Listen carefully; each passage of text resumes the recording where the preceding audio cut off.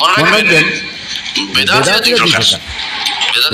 শিয়ারা বা অন্যান্য ভ্রষ্ট ফিরকারা তারা সবাই কি কাফের? দেখি উনি কি উত্তর দেয়। প্রশ্ন করছে শিয়ারা কি কাফের বা অন্যান্য বেদাতীরা কি কাফের, কোন প্রসঙ্গে এবং কিভাবে উত্তর দেয় আমরা একটু জানবো। মনে রাখবেন বেদাতীরা দুই প্রকার। বেদাতীরা দুই প্রকার, এটা মনে রাখবেন যে উনি কিভাবে বলে। বেদাতীরা দুই প্রকার। এক প্রকার বাহাত্তর ফিরকার বাইরে। আচ্ছা, এতদিন আমরা জানতাম 73 ফেরকা হবে, এখন 72 ফেরকার বাইরেও একটা আছে। আরেক প্রকার সরকার 72 ফিরকার ভিতরে। 72 ফিরকা কেন বলছি বলেন? রাসূলুল্লাহ সাল্লাল্লাহু আলাইহি ওয়াসাল্লাম তিনি বলেছেন আমার উম্মত 73 ফিরকায় বিভক্ত হবে। আমার উম্মত 73 ফিরকায় বিভক্ত হবে।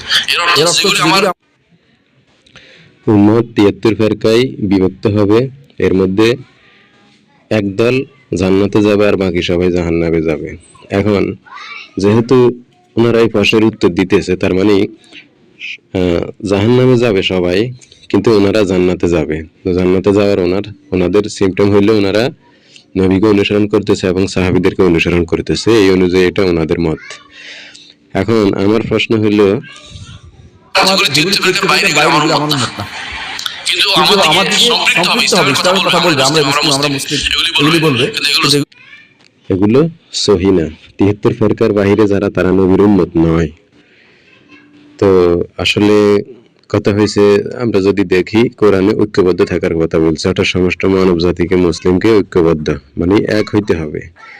আর উনি যেটা বললো এখানে, আমার প্রশ্নটা বা আপনাদের কাছে প্রশ্ন, যে শুধু যে ওনাদের মতো করে যারা অনুসরণ করে তারাই জান্নাতে যাবে বা তারাই সঠিক দল, এটার গ্যারান্টি কি, কিভাবে বুঝবো? এটা বুঝার মানদণ্ড কি? ওনাদের কথাই শুধু, নাকি আরো কোনো সোর্স থাকার কথা? তাহলে এই ধরনের যুক্তি তো সবাই, যেমন শিয়ারা যুক্তি দেয় তারাই জান্নাতে যাবে আর সবাই জাহান্নামে, সবাই কাফের, এইভাবে সবাই দেয়। তাহলে আমরা কিভাবে বুঝবো কে জান্নাতে যাব, কে জাহান্নামে যাবে? রাসূল উম্মত না, রাসূল উম্মত এর মধ্যে এক ফেরকা হবে যারা জান্নাতি। এরা কারা? মা আনা আলী ওয়া আসহাবি, রাসূল এবং তার সাহাবীদের মত। ওকে, শুনলেন, যারা রসুল এবং তার অনুসারীদের মতো চলবে, তারই মানে উনি বুঝাইতেছে ওনারা রসুল এবং তার অনুসারীদের মতো চলে, এই কারণে ওনারাই জান্নাতে যাবে আর বাকি সবাই জাহান্নামে যাবে। এখন কিভাবে বুঝবো যে আপনারা জান্নাতে যাবেন বা আপনারাই একমাত্র সঠিক পথ? এটা বুঝার মতো কি আমাদেরকে কোনো পরীক্ষা করার মতো, টেস্ট করার মতো কোনো উপায় দিবেন? ধন্যবাদ। সবার কাছে আমার এই প্রশ্ন।